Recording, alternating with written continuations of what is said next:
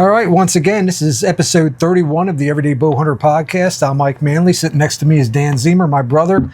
And 2 weeks since our last pod, we're ready to jump into things and start talking about some lessons learned from this past season. We'll talk a little bit about those who like to bow hunt in rifle season and what we think about that and some things to consider when doing it. And I've gotten just a ton of questions on YouTube specifically about cold weather layering and some recommendations for that. So for if you're a beginner, it'll interest you. If you're a seasoned vet, maybe not. But yeah, we can always learn something new. Yeah. But learn together. Yeah. I'm going to start this episode off with something just very different because it's kind of personal to me. And this is my only outlet, so I'm going to do it. But so I'm a retired U.S. Army Green Beret. I was in the 5th Special Forces Group. The reason I'm saying this is if you've ever heard the name Tim Kennedy, I know. UFC fighter, just came out with a book, Scars and Stripes. Joe Rogan signed the back of it. Well, he's just been outed for lying through the entire book and stolen valor. What? Yes. He is getting hammered on YouTube right now. If you look it up, it's called the Antihero one word podcast. These guys dug in, they read the book to review it and found that it was just incredible stories from Tim Kennedy that were too incredible. They were movie-like. And it seemed like the one thing they said in the beginning was like, if you watch like a movie, there's always a star. And that star always seems to be at the forefront of everything that happens. Whereas they would be different people. Right. Right. Like if you ever saw the movie 12 Strong, that they had, what's his name? Damn it. He played Thor. He played Thor. The guy who played Thor. Anyway, they had him like doing all these things that was actually multiple people in the book. Right. And so anyway, just to go into that a little bit, the stolen valor thing is he claimed to have a Purple Heart. He claimed to have valor awards for every one of his deployments. He claimed that he killed 20 people from a sniper position at Camp or FOB Anaconda in Afghanistan. He claimed that he carried a rucksack with over 50 grenades. And they went through this first chapter in this book in a 3-hour podcast, and they destroyed just the first chapter. Wow. And I'm kind of shocked at this because I'm kind of a Tim Kennedy fan. UFC fighter. I'm kind of a Rogan enthusiast. I don't want to say I'm a fanboy. He gets he's kind of a blowhard sometimes, and that's okay. I mean, he has every right to be. He's that guy. But I've been kind of following Tim Kennedy and have all the respect in the world because of his service. And now to hear this, it's kind of a little bit of a gut punch. So something I didn't know about Tim Kennedy that they brought out was that he actually only did 2 combat deployments. Okay. Right? He did go to a lot of the same schools I went to. SODIC, Sephardic, which is your counterterrorism school type thing for CIF companies, and CIF companies are commanders in extremist force. They're like not a parent, but a subordinate to Delta Force. When Delta Force needs support, the CIF companies are there. So anyway, they do that kind of mission. He was in C-37, which was a CIF company. Okay. Right. But he went over to Afghanistan as a LNO liaison to the Czechs were over there. Okay. Czech Republic had like their special forces over there, and he went with them and had this huge 200 vehicle convoy with them, and went on to say he did an apology video in response to the Antihero Podcast. Oh wow! Where he basically says that that there's no universal truth, and that my truth might be different than other guys' truth, and all this, and then he goes on to say something about he had claimed to be the honor graduate from distinguished honor graduate from Ranger School. They outed him on that. He was not the distinguished honor graduate.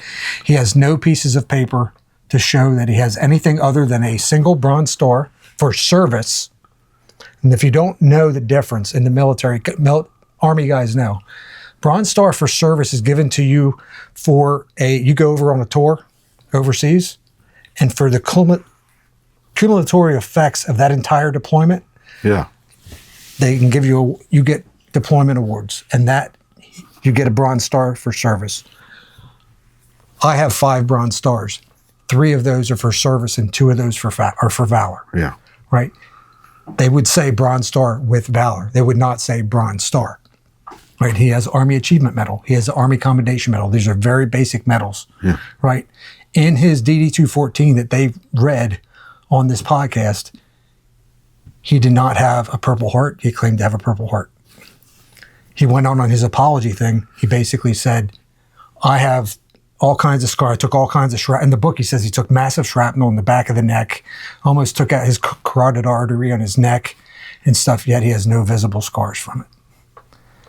Never got medical attention, has no Purple Heart. Wow. They have pictures of him right after he said he had this event where he's at a village and they took a group photo with the villagers and he has a clean uniform on, standing there smiling. He did not just take a bunch of shrapnel. So anyway, not to make this podcast episode about that. No, this is very interesting though, and I'm glad you brought it up. And there's a lot of things that if you're not in Special Forces or have been in Army and understand the SOF community, it is a very small community. And on a Facebook group that I'm in 2 Special Forces groups on Facebook, and they are just blowing up. I had to turn off notifications. Yeah. They are destroying Tim Kennedy right now. Because every guy that knows Special Forces knows that he goes on his apology thing. He says, well, I was an LNO in Afghanistan. I didn't have a chain of command. So I had nobody to support me, to write awards for me, blah, blah, blah. And that's not how it works. You would think a guy that he would know better. You know what I think it is? He was an 18 X-ray. So he went through 18 X-ray is, I call it the SF baby program. It's like my son went through. Okay. Where you can go straight from like college and right into Special Forces. Yeah. Right? Yeah. And they have a whole selection. You still have to go to Special Forces selection. And you have to go through extra training though, because you're just coming off the street. Yeah. Right? He went through that program. So he didn't know, and this is something as a Sergeant Major in the Army and being a company Sergeant Major in Special Forces that I saw because I had a ton of these guys in my company, is they lacked the basic organizational knowledge of the military and the U.S. Army because they were thrown right into a unit. Special Forces units are extremely lax. They don't go through all the same things you do as a regular Army. Yeah. So you have none of that built into you, which I think is one of the biggest weaknesses of the program. When he talks, like I was listening to him talk on Sean Ryan's podcast, I was like, how do you not know this? Like he was talking organizational stuff about JSOC, which JSOC is the parent organization that covers down on like Delta Force, right. SEAL Team 6, stuff like that. And he was talking and it was like, how long were you in? I know he's still in the National Guard. He's still in the National Guard right now. But all he does is recruiting stuff. They're paying him an exorbitant amount of money to do recruiting stuff. He just goes around and does speaks and shit and stuff. He does like a weekend a month in National Guard for Special Forces. It's like 19th Group or something. And it's just mind-boggling to me. Just hearing him talk, which I had never really paid attention to Tim Kennedy. So I didn't know any of his story. Right. So, but just I listened to that podcast episode because one of my buddies said, "Man, you got to listen to this." Sean Ryan's probably like Sean so Ryan mad and right Joe, now. I'm waiting for Joe Rogan to come out and say something because it is. I mean, this podcast episode dropped the day before Thanksgiving, but they have now done a follow up, and they told him we can do more. It was a 3-hour podcast just on the first chapter. And they said, we can do multiple 3-hour podcasts. It's up to you, Tim. Come out and apologize. Wow. Right. All right. So real quick, while we're on this subject. So we can get to deer hunting in a second. While we're on this subject with Special Forces, I kind of learned some things. And it's a question that I've been wanting to ask you now that I learned this. Okay, so I didn't realize once you got selected that you had to do a language to be able to make it even to a team.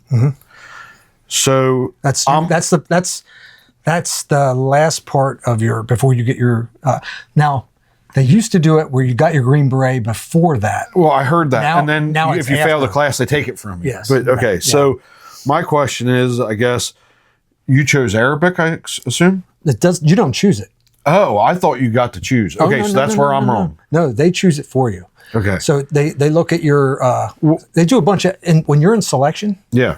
the things they do to keep you awake at night, Yeah. right? So you only get like 4 hours, 4 hours of sleep the whole time in selection, 21-day selection course.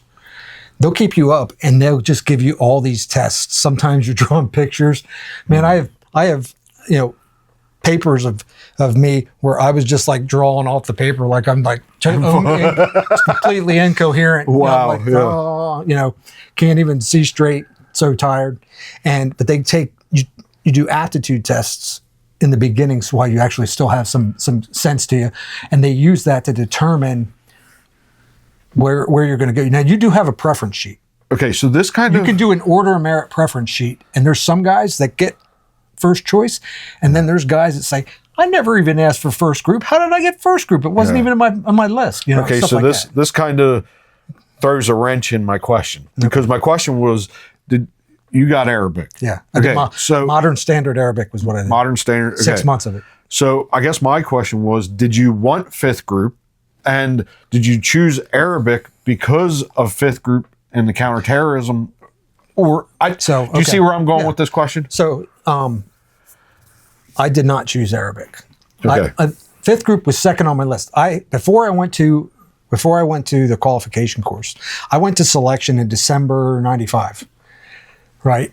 I was already on orders for Fort Campbell. I had done something that you're not allowed to do. The Special Forces recruiter. I was in Italy at the time, so I was in Vicenza, Italy, in the 3rd of the 325 Infantry, right, airborne, and I went to this little PT test and whatever, took a test, whatever, and the recruiter's like, signed you up for selection, all right, put you on orders, TDY en route from. I was PCSing away, leaving Italy, coming back to the States, and supposed to go to Fort Campbell, the 101st. Yeah. Right. So I went to, instead of going that route, I went to selection, got selected. Normally you go right from that, and then you're going you're going back to your duty station you were before, you're waiting, and then you wait for your class to start, and then you leave. Okay. Right. I went TDY en route, and now I'm at Fort Campbell, and I can't go to the schoolhouse right away because I have to do 13 months on station at Fort Campbell in the 101st. Okay. And I said, screw that. So I walked down to fifth group, which is at Fort Campbell. And I walked into the group sergeant major's office. And I said, hey, I heard you guys have an OJT, on the job training program. And here's my situation. And he's like, oh, you're already selected? He goes, hell yeah, we'll bring you in here. He said, I'll even put you on a team. So they put me on what at that time, because they still had 3-number designators, 586. I did 13 months with them. I deployed with them. I went to California with them. Almost lost my finger on a helicopter. Yeah. And yada, yada, yada. So fifth group was my number 2 choice. I had spent 6 years in Europe, right? Prior to that, I was in Germany for 3 years, Right. you know, and then I was in Italy for 3 years. Well, and so I was like, I want to go to 10th group. You know, and 10th group is in Colorado, and I really wanted to go in Colorado and all that stuff. But yada, yada, yada, I got 5th group. Yeah. And so they sent me to 6 months of modern standard Arabic. Okay. Okay. Well, that definitely answers. I guess I was listening to Sean Ryan with Joe Kent. Oh. And Joe made it sound like he got to pick his language. And he picked, what was it, not Farsi or whatever. The other one was Persian. In Afghanistan, whatever there's Urdu. Maybe that's what he said. But there's Urdu, there's Persian Farsi for that. And at the time that I was in, they weren't doing a lot of Persian Farsi because Iran's really the only place that they speak Persian Farsi. And then they have 2 different languages they do for Afghanistan. And I think Joe got one of those Afghanistan ones. Yeah. But Yeah, Arabic's a tough language, man. Yeah, yeah. And then, but the guys that didn't score well, they got French, and they still came to 5th group. They did 4 months of French, never used it again. Never used it again. Yeah. And come to Africa. The third Special Forces group goes to Africa a lot. Yeah. That's their area, so they get French because a lot of French speaking countries. Yeah. So anyway. All right. Well, thanks, man. Appreciate. It's all very interesting to me. Again, you're my brother. Yeah, there's a 9-year separation. We lived 2 totally different lives. Yeah, we did. And I didn't get to know all of the what's and the why. Sure. Yeah. So I don't really talk about it. Another real quick question. I don't talk about this a lot, and you're getting to hear it. Yeah. On the podcast. This, to me, I could talk about this all day with you. And I know that you being a silent professional, there's only so much you're going to say anyway. But so you do not, it's not a silver medal. You have a soldier's medal with Valor, right? The soldier's medal is a Valor, it's a medal for Valor. Medal for right. Valor. So the soldier's medal is the highest medal for Valor without taking fire. Okay. So without being under fire. So like if a Medal of Honor would be, okay. A Medal of Honor is the one where you're under fire, right? Okay. Soldier's medal is the highest. That's like a valorous award without, like if you run into a burning building and save people, right? You can get a soldier's medal for that. Okay. Right. In my case, it was because we were hit with that roadside bomb and stuff, but we didn't take any fire after that. Okay. Right. Yeah. All right. That was just something I was curious about. I wanted to know the right verbiage for it. Yeah. It's just soldier's medal. Okay. Yeah. Great. Yeah. All right. So you want to talk about hunting? Let's talk about hunting. All right. Sorry, guys. Yeah. Anyway, I hope you enjoyed that and got something out of that. And if you have any questions about that stuff, put it in the comments. We'd love to hear it if you're on YouTube.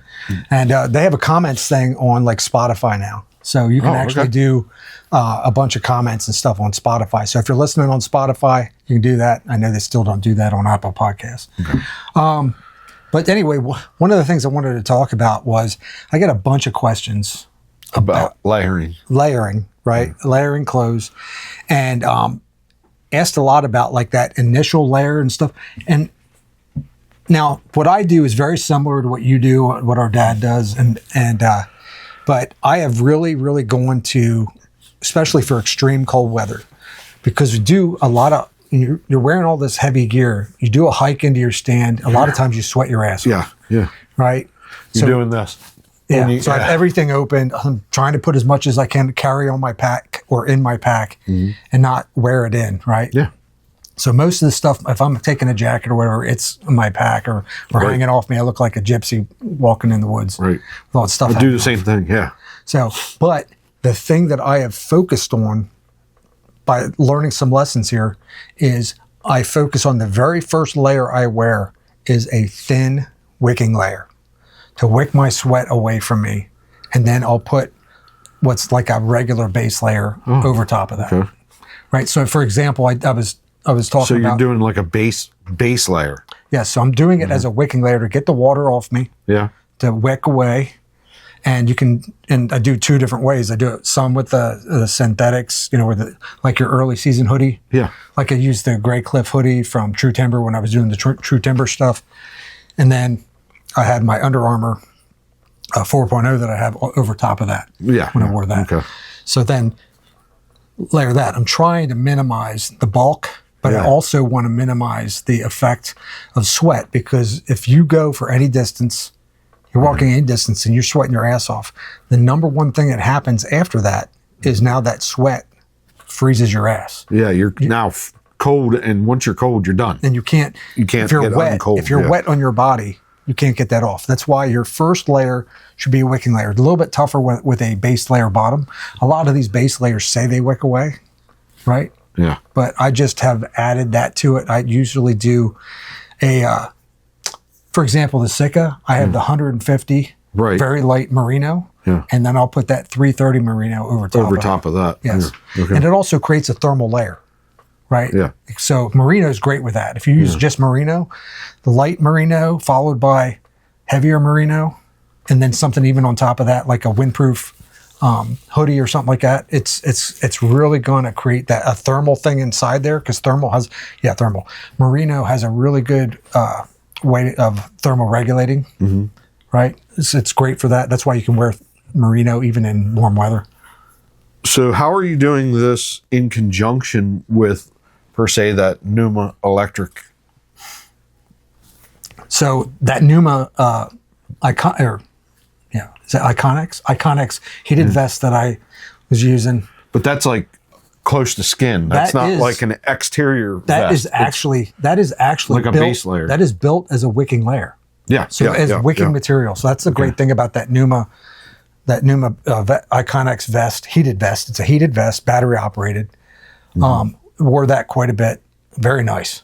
Very nice. So it's enough to take that initial. It's not like, I think like the heated vest that you have from Tideway and the jacket is more powerful. But because it's close to skin. Yeah. Okay. Yep. Right. Yep. So I'm a big fan of the heated stuff. Right. You know, why suffer? You know, why go out like the Marshmallow Man? Yeah, it's a whole new world with that. Yeah. Like it opened up so many different. Again, exactly what you just said about the Marshmallow Man. Too many layers. It makes you so cumbersome with everything. It's just, you know what I mean? But even like because of that, I've tried not to have too many layers on, and I'll put on like the Ozio late season stuff. Yeah. That Numa stuff I just wore was fantastic. I was really impressed with that. That's not quite your Sitka Fanatic level, but it's like in between Stratus and that. That was very warm. I was really impressed with that. But I actually have the Fanatic come. I told you I have the Fanatic coming, Sitka Fanatic coming tomorrow. So I've never tested that. So I'm anxious to test that. And I might even take it up to camp this weekend. I would 100%, but it'll be perfect in the morning. Yeah. The afternoon in the 40s, that's going to be way too much. I don't know if I have enough clothing for that. I think I think the Fanatic is perfect for after Christmas for late season. Yeah, late absolutely. Season. It's so, you know what I kind of liken it to is that Cabela's, what is that, Stand Hunter? It's almost like that. Yeah. Yeah, but that's a base layer, but this is an exterior. So it's on that same, you know what I mean? Mm-hmm. Like the material wise, I think, but I think that, you know, you get that good wicking base layer on, and you put two more layers on over top of that, and then a jacket.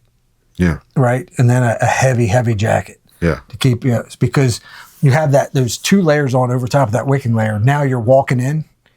I always try to buy, like with the hoodies and everything. Well, if I'm not wearing a hoodie, I have the quarter zip or whatever. It's a quarter or half zip. Right. Every single one of them. I will not buy a crew neck. Right. You want to be able to open up. I want to be able to open up. So yeah, because you're big on like most of his. He kind of raves about like pant and top coat vents. Like you're a big vent guy. I'm a big vent guy. Yeah. I like side vents in the pants. Like when you get ones that doesn't have the vent, he gets like pissed. He's like, I love this, but why didn't they put vents in it? You know. So I know there's two trains of thought with that, right? One, most of these heavy late season, even mid late season jacket and pants, you know, whether it's bibs or whatever, they want to maintain the integrity of their windproof stuff. I get it. And then if the air's coming through there, then people are saying, "Oh, these aren't warm." Well, it's because it has the zipper. Yes. And you have the air coming through that. So I understand that part of it. Right? For late season gear, okay, I'm not going to complain that it doesn't have a zipper too much or a side vent. Yeah. But on jackets, it is really nice to be able to vent out. You know, but 90% of the time, you're not even you're packing that. I'm packing. Yeah, so it's kind of like So I like like a mid-season soft shell, like we were just looking at, like the Jetstream and that other gear I have over here, that new Ozio hoodie. Right. That doesn't have any side zips, but I think like the Whitetail Catalyst from. Can't remember First Light. I know the Duck Camp has the zips underneath there for their mid-season jacket. That's nice when you lighter jacket. It's just chilly. The only thing that I really have that's kind of ventable is my Stratus bibs, because the zippers are like two-way, so you can go down or there's two sets of zippers, I should say. Yeah. So you can vent. And the only problem that I had with that this year is I forgot when I got to my spot and sat down to unvent. So I was vented and I'm sitting there freezing, and I realized You know how many times I I've can't move now because of, how I hunt on the ground and everything's an ambush. You got to be ready all the time. I'm sitting there and this cold air is coming up onto my thighs, and I'm like, I look down and I'm like, damn, I forgot to zip back up, and I didn't want to make all that movement, But Yeah. I've done that. Yeah. that would probably be the only problem I have with the vents, is because I'm dumb and like I can't remember to rezip I like back up. it more in like a pure mid-season pant before it gets into when you're talking more When mid, it's still warmer. mid to late October. It's not terrible. Yeah. I like it for that. The Osio is really good with that. There's stuff with that. Some newer stuff from Sick is like that. First Light definitely has that. In fact, First Light's pants, the newer stuff with how they're made, I think First Light stuff has been The best. the as far as being customized for the whitetail hunter. Yeah. It has just gotten next level with them. Osio's going next level with their new stuff. I really like that. So for me, like when it comes to layering in winter, I kind of lack the focus on the base layer, where I should be putting more into the base layer. And I end up cold all the time. And that's, for me, I have low circulation. I got circulation issues with this crap that I got going on. But I think a lot of that problem could be solved with proper base layer and layering. So I have one of the thickest base layers I have is a First Light. It's their expedition weight, 350 gram. And for whatever reason, their stuff, their pants and their top is way warmer than Sika's like 330 Merino. Really? It's I don't know what the difference is. In fact, that 330 Merino from Sika does not feel even close to as warm as that. Wow. Okay. Yeah. And then I have a 400 Mariwool that's ridiculously warm. Ridiculous. Yeah. It's ridiculously warm. In fact, I like wearing lighter pants because my legs don't get cold that easy. And I'll wear a lighter pant so for mobility and wear those heavy 350s under there. See, that's why I got to kind of go, because for me, I get it all the years of jumping in and out of the ditch and running equipment. I used to run foot controls on a skid steer, you know, and my knees are just, I mean, there's days where I got to go home and put bags of peas on them because they're like swelling up and stuff. For whatever reason, because I don't know if it's the arthritis in it or whatever, when my knees get cold, I'm done. I'm done. I can't think. I can't hunt. I can't, you know what I mean? So here we go back to proper base layering. I am my own worst enemy because I'm trying to cheap out. I have the money for all the exterior. I never spent the money on the interior. And that's where I think I'm going wrong. Yeah. So question though. So you hunted with the Huntworth Saskatoon. Still work good for you this season? Yeah, I still get cold.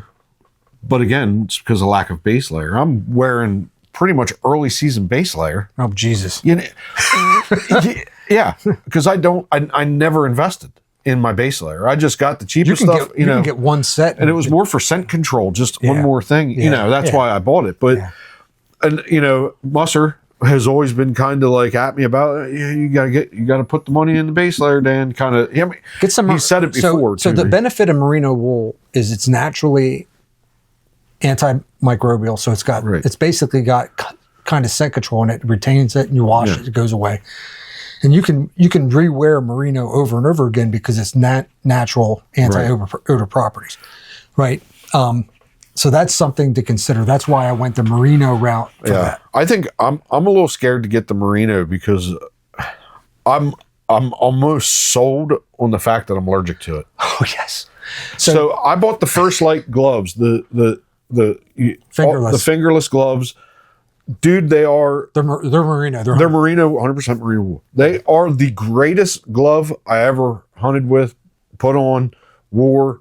They're freaking amazing. But what happens is, you know, when temperature starts to drop, what happens is your nose starts to run, right? Well, what's your first thing you're going to do? You're going to go like that. Well, I end up in like an allergic reaction, almost like I have seasonal allergies. And Now I can wear my Sitka gloves it's 3 cut out, or no, yeah, you know what I mean. These are, anyway, make a long story short, my Sitka gloves, it does not do it to it. They're not merino wool. My First Light gloves, every time I put them on and go like that, next thing you know, what we're going to do is, Dan, I'm going to give you 2 merino tops. I want you to go home. I want you to wrap them around your head while you watch TV here tonight. And see, I'll do it. See what happens. I don't give it. I'll do it. But you know what I mean, though. Like, is it only affected here? I'm sensitive, like kind of like that Seinfeld episode with the moleskin or whatever. He's sneezing with that's funny. But is it like that, or? I think there might be a difference too between pure merino and those that are built with synthetic in it. With synthetic in it, right? There might be a difference. So you talk about gloves. The Huntworth gloves I have that are pointer finger and thumb out. That's what my Sitka ones are, pointer thumb. I love those gloves. Yeah. I think Huntworth. I wore those. They're gloves. very similar to the Sitka glove. Very similar, great, almost great identical. Gloves. Yeah, and cheap too. Not bad. Really nice gloves. Yeah. But damn, I love them First Light gloves, and it pisses me off because I'm like afraid to wear them because I don't want to be out in the woods. Hit you, and then my nose just pouring out. Yeah, that's the one thing about cold weather anyway, though. You're out there hunting, your nose is going to run. It's constant. I'll have like a neck gaiter on, and it turns into a snot rag. Oh shoot! Yes, I'm big on the mask thing. I always have a mask on as opposed to with a neck gaiter. Then you're keeping the air off your neck, and that's huge. Yeah, it's huge. So I think we beat that to death. So we talk a little bit about our lessons learned this season, things that stood out to us. I know a lot of things, like in the beginning of the season, you say you're going to do this. Yeah. You don't do it. And or something happened during the season. You say, crap, that was a mistake. I definitely need to fix that for next year. So anything stand out for you? Yeah, absolutely. So utilize my early season scouting. But what I didn't do was break off of that soon enough when I realized, okay, so in the last episode, I talked about, we realized too late into the archery season that these deer are running closer to the creeks because of how dry it's been, right? So what I didn't do was switch from all my preseason scouting and hunting those spots to scout hunting and hunting the hot sign. And I could kick myself in the ass for that because I was like, then I got stuck in that rut of just almost like muscle memory, going to the same old spots. And because it was the only thing that was not, that I felt like. Hunt the sign, not the spot. Yeah.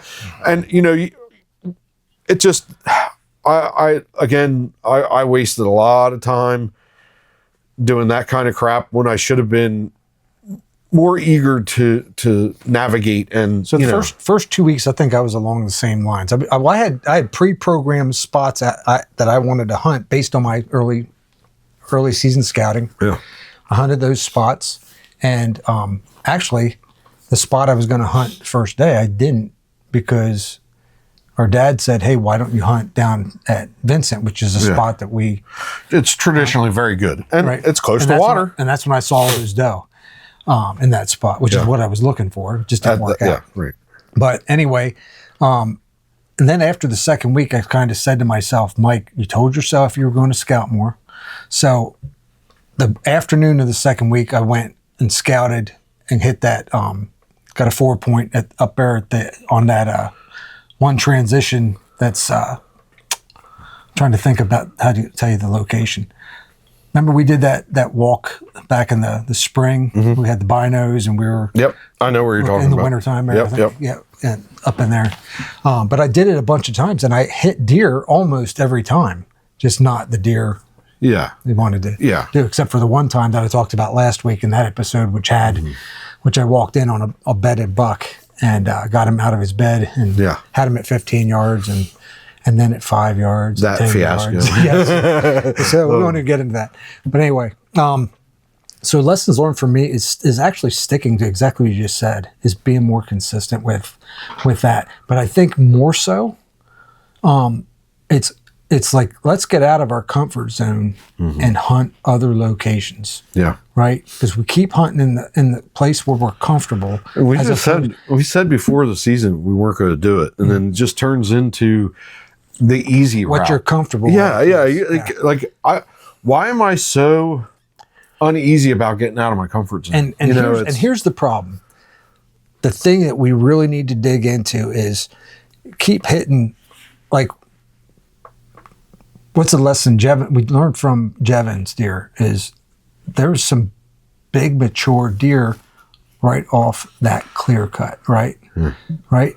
There's the places where these big bucks are at is in the places nobody wants to go. You got to get out of your comfort zone and continue to go to those places. When I went up to the edge of that clear cut and that thick saplings and went into there, what I hit the buck. The place where I thought I had a young deer because of all the scrapes and rubs, like over 20. It was freaking ridiculous. Oh, the 4-point. And he was a 4-point. Yeah. But he was a big body deer. He might have been 3-4 years old, but just the gene pool up there sometimes. Up there, yeah. Yeah, there's a gene pool that has these crazy racks. In fact, the one year Jevon shot an 8-point, but it was like a basket as smaller. It was the smallest. It's like a volleyball size. It was so the small. gnarliest freaking deer. Yeah, it was a big body deer, but he had the tiniest little rack. That was I think we actually nicknamed him Gnarly.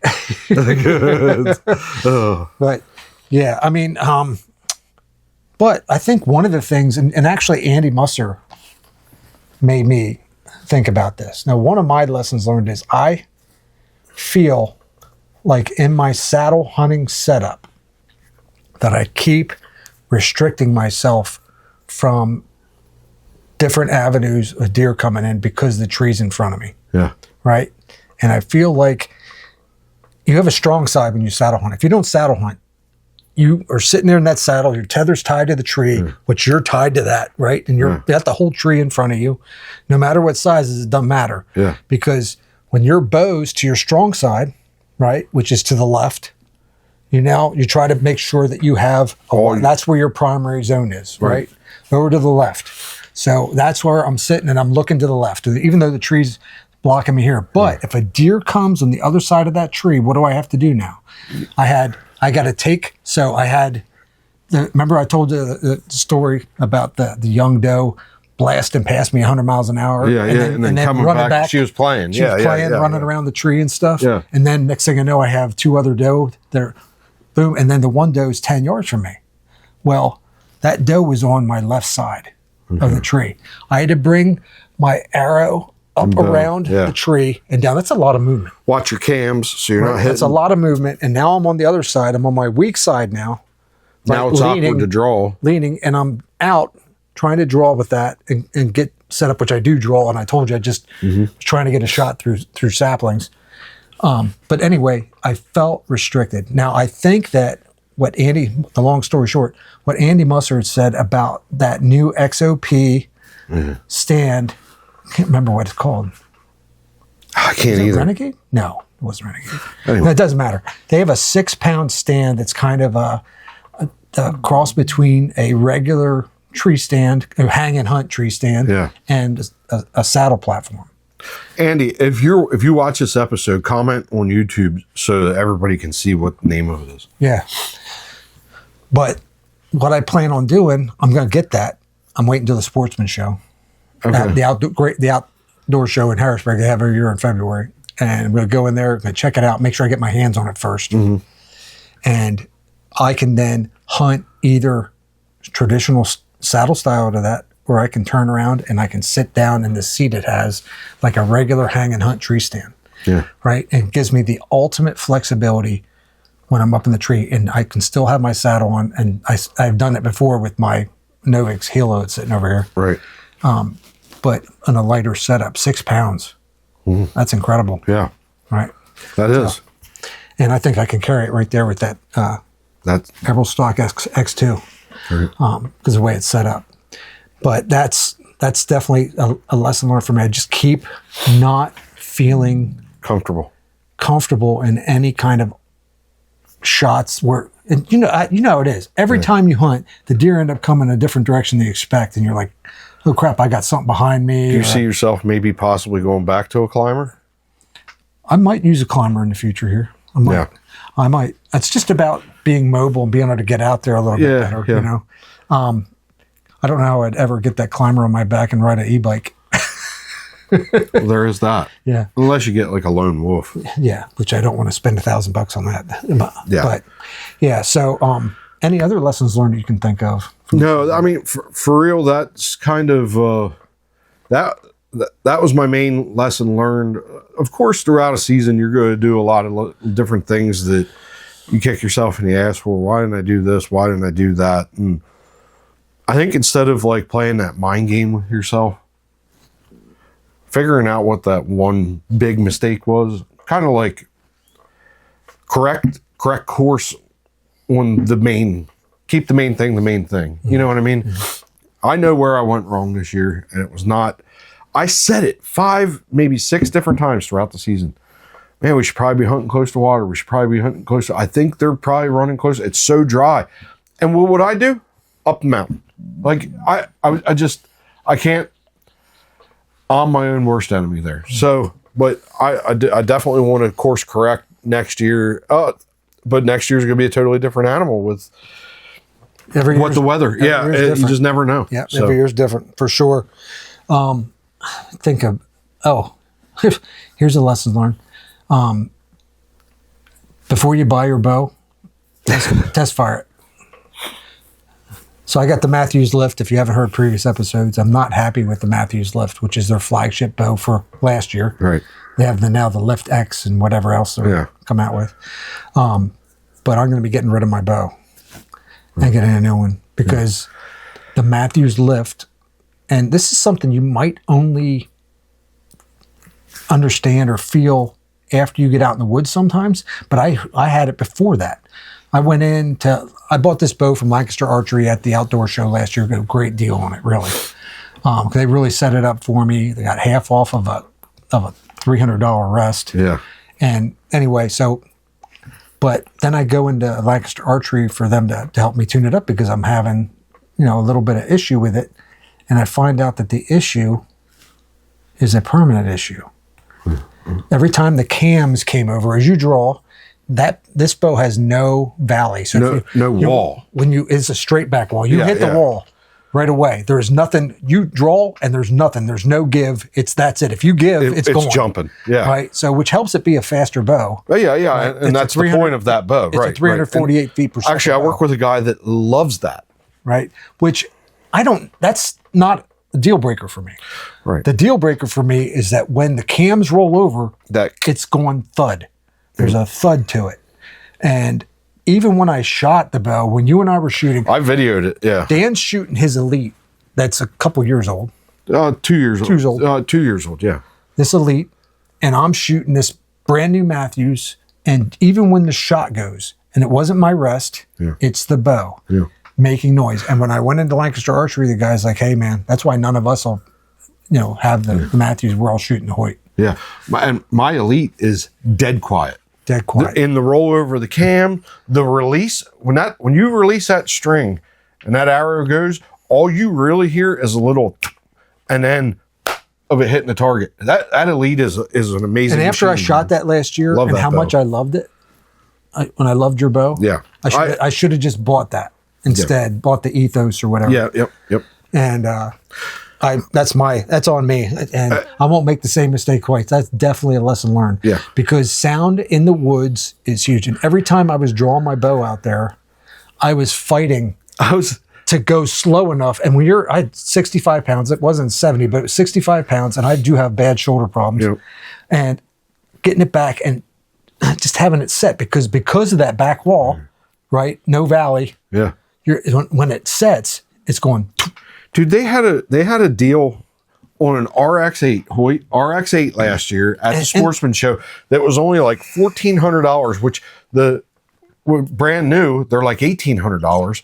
And I pulled that thing. It was that dab green or whatever. Mm-hmm. I pulled that thing up and I was sitting there and I was like, Mike, and you were like, Matthews. And I was like, the RX-8. And I owned a Hoyt. He knows I owned a Hoyt Vector Turbo for years, and I loved that bow. And I'm nothing against Matthews. I had the Matthews Adrenaline Solo cam, loved that bow. I had it for 13 years. Now I don't know if this is related or not, but the lift has a recall on it. Okay. I don't know if it's related. Okay. Here's your guy, MFJJ. MFJJ. Don't hit the thing, Dan. Sorry. MFJJ, the Podium Archer. Yeah. Right. Store. Love that guy. Watch his show. It's great. His channel. So Podium Archer said, "Hey, Matthews just screwed something up with this. People had their limbs breaking or something. I I can't remember what it is exactly. You'd have to go and look and watch it. But Matthews' lift had some problem, and Matthews addressed it and said, "You only need to get it. You will get it fixed for free if it breaks." Yeah. So I don't really want it to break. Yeah. But I don't know if that's why my bow is making sounds, because other people have said they don't have any problem with that. Yeah, and you watch like Chris B and all them. Chris B's like Mr. Matthews, you know what I mean? And I watch his show and I turn the volume up and watch him cycle, and I'm not hearing it in any of his. He has every lift model that you could possibly have. He's never going to say a bad thing about No. They're paying him too much money for him not to say and I get that, but what I'm saying is, like, I was just doing my own homework with it, because I know he's Mr. Matthews and he's Mr. Lift. No, but I'm the same thing. I had watched other, because I wanted to find out what the problem was, and the guys at Lancaster Archery who know their stuff, was like, "Hey, dude, this is it." Yeah. Right. And it's like, you're just gonna have to draw real slow when you're in the woods. Yeah. And this stuff's amplified when you have a deer coming up and there's no wind. Yeah. Dead It's quiet in the woods. Yeah. And you just make that littlest noise, they can be gone just like that. Yeah. And I don't know where you guys hunt, but where we hunt, that's how the deer are. Yeah. They're very spooky. Very spooky. So, but yeah, to me, that's a huge. But you get to go through getting a new bow all over again. Yeah, that's setting exciting. it up and spending all the money. And, well, that's not the exciting part. The exciting part is but somebody's going to get a Matthews lift from me. Yeah. Yeah. Let's think about where to sell it. Yeah. A lot of times you get more money selling it than trying to trade it into right. Yeah. to them. Like, yeah, I mean, probably eBay is probably your best bet. Yeah, depending on what the fees are, we'll see what they want to charge on that. But anyway. So do you want to talk about rifle season archery hunting? Rifle season archery hunting. So I actually had thought about this quite a bit, Dan, because I was considering doing it. Yeah. Right. And I just didn't have the time. It wasn't really that I didn't want to or have an opportunity. I didn't have the opportunity, just busy. And after spending the whole archery season gone, and my job had me traveling, You were traveling a lot here. I was basically going from home for 6 weeks straight, and my wife had enough. And so trying to spend some time at home, and we're actually going to camp this weekend. Yeah. We're going back up for our end of the year party that we do with all the local cabins and our friends' cabins and stuff. So this is the last hurrah for us. It's a great weekend. We really don't rifle hunt. Right. We bow hunt, but and I'll go out in late season. Yeah. But the end of year we go up and we go rifle hunt, and we basically do in the morning we go a couple drives and annually I think it's only a couple of years we've gotten skunks. Somebody has gotten a deer on those drives. Yeah. Right. Whether your head shot them, Mr. Special Forces over here. No, and then just a couple drives, like 2 or 3 drives in the morning,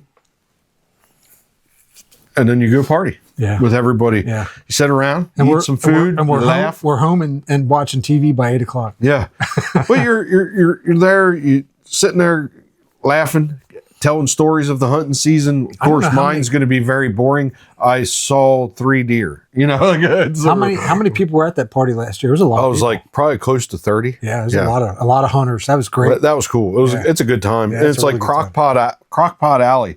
Everybody brings a crock pot of something to eat, and there's all kind of food and chocolate covered peanut butter balls and this. I had to bring that up because I freaking love those things. There's a reason I'm overweight, but they're great. I have zero self-control when them things come into a room. But so the rifle hunt thing. All right. So guys at work were talking about, we're talking about this. a little bit ago. And for the archery hunter, you're buying yourself 2 more weeks or more of archery hunting by hunting archery in rifle season. Okay. And it's there's completely legal. There's a lot of states that have a long rifle season, so people are out there archery hunting all the time. Right. So in our state of Pennsylvania, to go with this. In our state of Pennsylvania, you can archery hunt in rifle season. And so with that comes some serious dangers, in my opinion. Well, one big factor before you begin that, Dan, is that the Pennsylvania rifle season is 2 weeks. Yes. So you get a different thing than if you have people hunting over 6 weeks or whatever. Right. 2 weeks, you get the Orange Army is what they call it in PA, but go ahead. Yeah. And on that, the Orange Army. So maybe like the first week, earlier in the week, you could probably get away with hunting. I'd say more so on private land. I would definitely archery hunt in rifle season. But up where we're at, you got, now I said this before the podcast with talking to him. So the average archer, they're hunting, 15 hunts on average, let's just say, in archery season. That's on the low end of the spectrum, I feel. Okay. We hunt a lot. Well, archers hunt a lot. Okay. Now, rifle hunters, we hunted on 6 average, days straight there at one point. Yeah. Rifle hunters on average hunt 1 to 3 days. Okay. Like if you look at the statistics. Yeah. So you have guys that have been in the woods for 20 days and their knowledge and working knowledge of hunting and what's going on, surroundings, versus guys that pick up a rifle, shoot it in or not, and go walk through the woods with this thing. And they've only been hunting 3 days out of an entire season, a year, and so there's dangers in that alone, in my opinion. And if you're an archery hunter that's climbing, now you have guys later on into the second week of rifle putting drives on and shooting at anything that walks. And you're up in a tree and these guys are just winging bullets. I just feel like it's dangerous and you're putting yourself in an unpredictable situation that doesn't need to happen. And I would advise against it. Maybe hunt off the ground. I think even then it might be even more dangerous. Yeah. You definitely need to be an orange up in the tree. Yeah. Which you have to be in rifle season anyway. Yes. But I just feel like, which I got to remember that. Take my orange with me. In a sense, it's not any more dangerous than rifle hunting because you're doing the same thing and you're an orange. But at the same time, if you're hunting in a tree, traditionally like a normal archer would, unlike me, I think you're putting yourself at risk, and I don't think it's a smart move. But you could do whatever you want to do. People just shoot at a deer as it's running, and then those bullets travel. They got to end up somewhere. Yeah, they travel, and it's just, I just don't think it's very smart. But that's my opinion on it. Again, if you have private land and it's a controlled environment, do it, man. I would never rifle hunt if that was the case. You know what I mean? Mm-hmm. Except for back when we had the farm, like. It was a meat run. I needed a doe. Just go out and bang out a doe quick. But but yeah, if you want to hone in your archery skills that you ran out of time in archery season, late season is right around the corner. Yeah, it's a lot colder, but you got to want to do it. And these days, it's really, I mean, you can have weekends in the late season that are mild now. In January. Yeah. There's times you have that like Indian summer thing they call it or whatever. It's kind of warm. You get a warm week or whatever. It always seems like every time we go, it's freaking 20 degrees or 15 degrees or something. Okay, so I might sound ignorant, by saying what I'm saying, but I'm kind of like looking out for people's safety, I guess. And with my knowledge of the Orange Army, there's like no way up at our camp. There's no way in hell. Very specific to where we're at, and we also have. I don't even like being in the woods with a gun in rifle season.